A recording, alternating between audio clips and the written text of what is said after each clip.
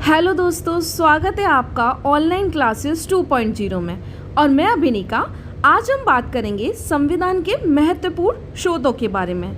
जैसा कि हम जानते हैं कि जो संविधान है हमारा, वहाँ पे हमने जो भी ये निकाय हैं और अलग अलग चीज़ें अलग अलग देशों से ली गई हैं और अलग अलग अधिनियम से ली गई हैं। तो हम इसमें ये जानेंगे कि ये स्रोत किस देश या किस अधिनियम से लिए गए। तो सबसे पहले मैं आपको ये बता दूं कि जो भारत का संविधान है ना, इसमें टोटल 395 आर्टिकल्स हैं। यानी भारत के संविधान में टोटल 395 अनुच्छेद हैं। और साथ ही साथ अगर मैं वर्ड्स की बात करूं, शब्दों की बात करूं, तो इसमें लगभग 1.5 लाख शब्द हैं। सबसे इम्पॉर्टेंट बात आपको याद रखनी है संविधान से रिलेटेड कि इसमें टोटल अनुच्छेद 395 है और शब्दों की बात करें तो 1.5 है।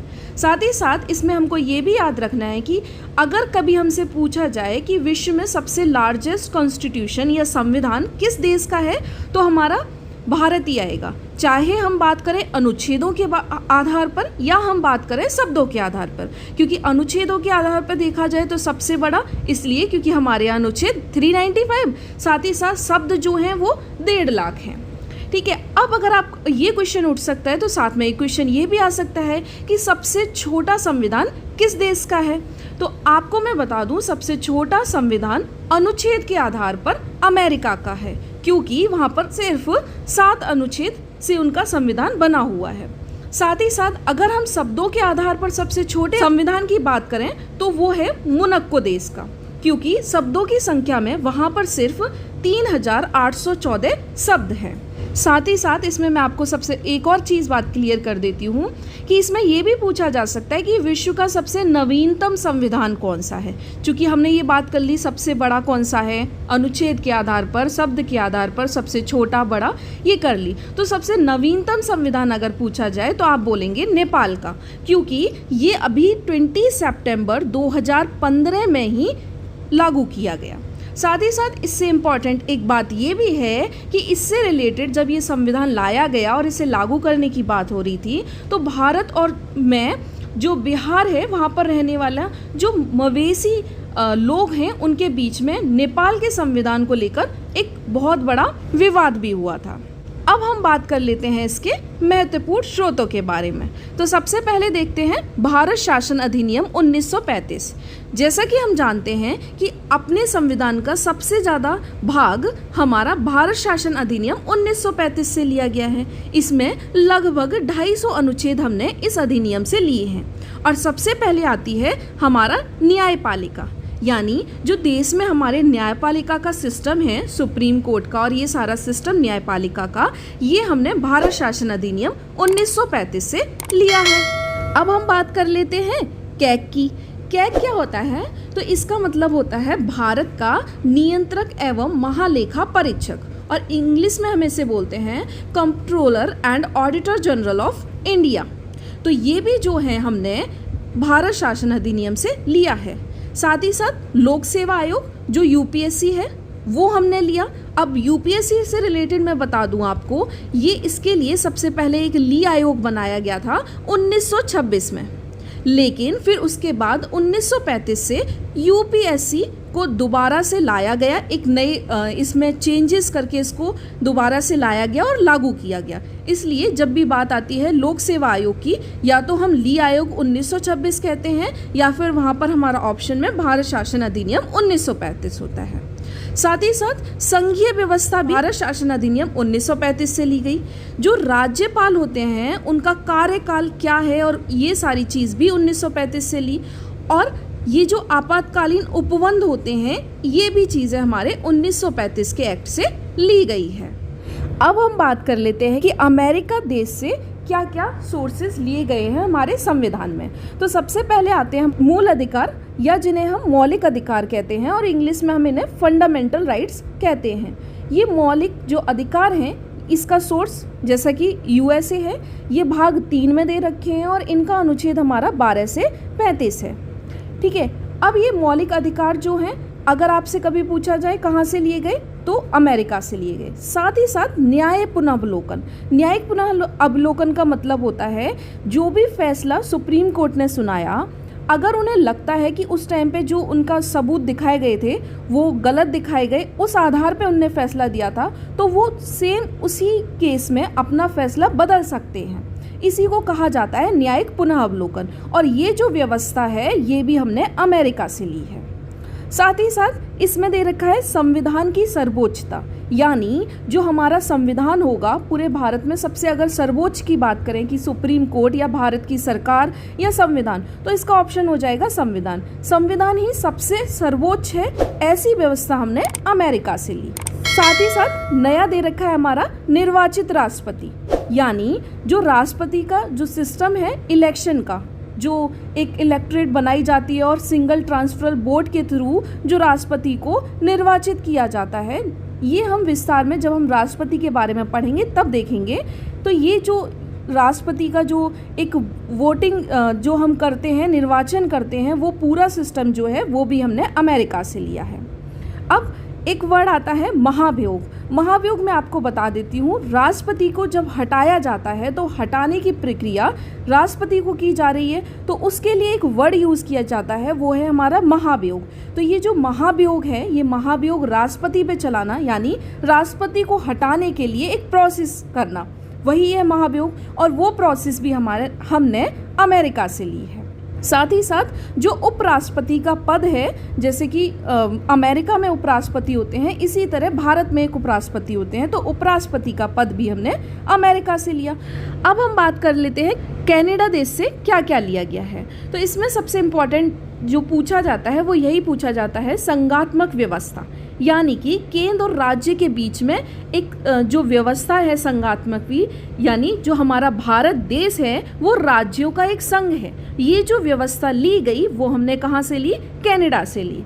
कभी कभी इसको पूछ लिया जाता है कनाडा की जगह वहाँ पर नॉर्थ अमेरिका दिया होता है, क्योंकि हम जानते हैं अमेरिका के जस्ट ऊपर कनाडा है, तो ऑप्शन में आपको कंफ्यूज करने को नॉर्थ अमेरिका भी दे सकता है। तो आप याद रखिएगा वो कनाडा को बोलना चाह रहा है। और ये जो केंद्र और राज्यों के बीच की व्यवस्था, ये जो संघात्मक व्यवस्था है, ये हमारी कनाडा से ली गई है। तो जैसा कि आप जानते हो कि ये जो शक्तियों का विभाजन है ये केंद्र और राज्य में, ये भी हमने कनाडा से लिया।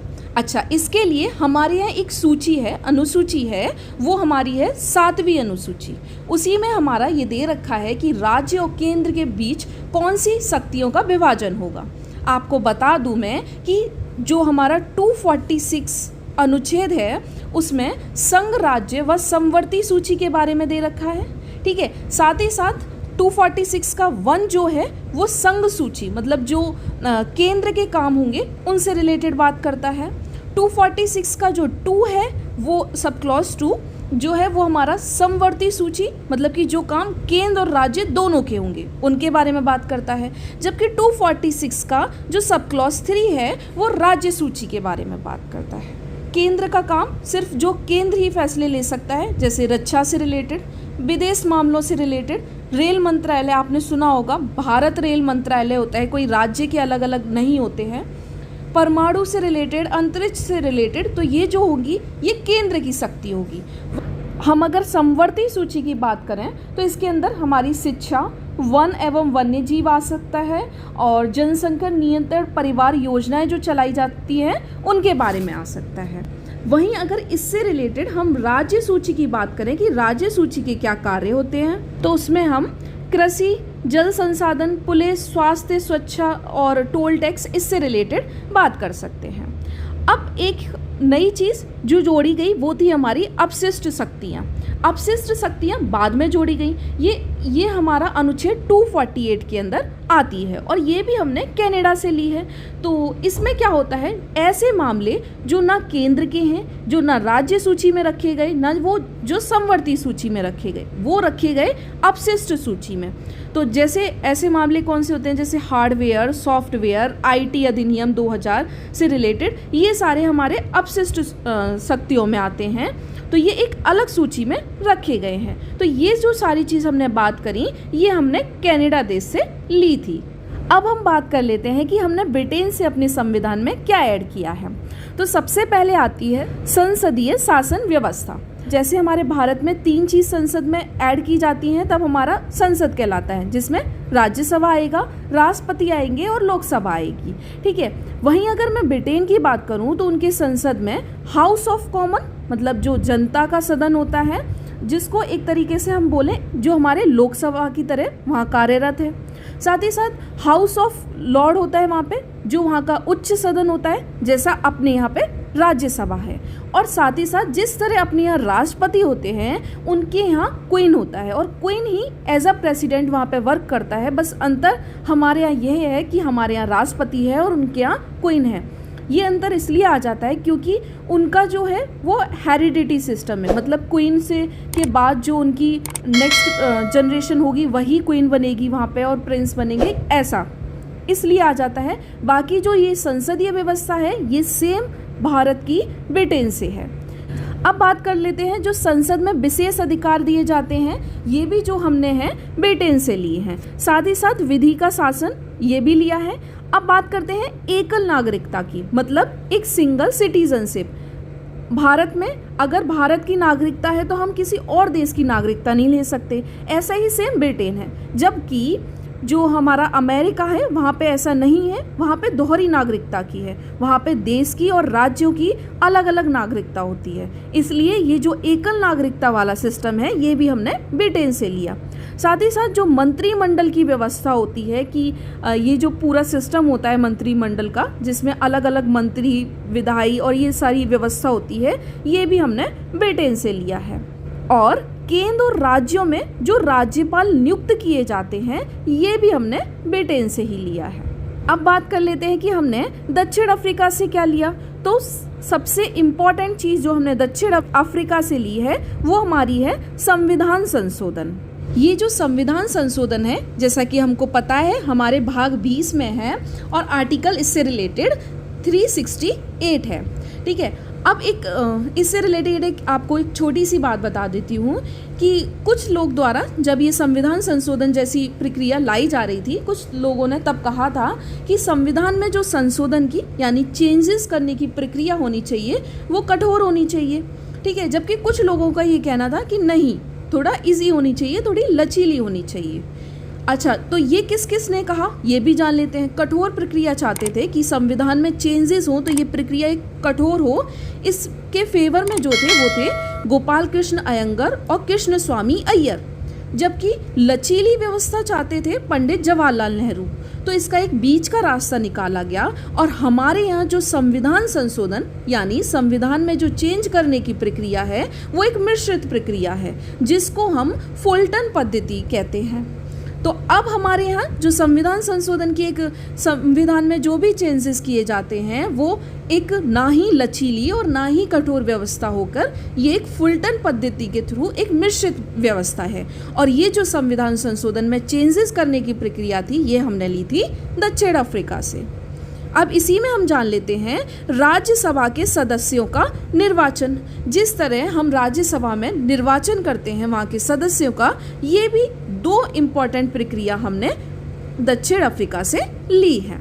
अब हम बात कर लेते हैं कि हमने ऑस्ट्रेलिया से क्या क्या लिया है।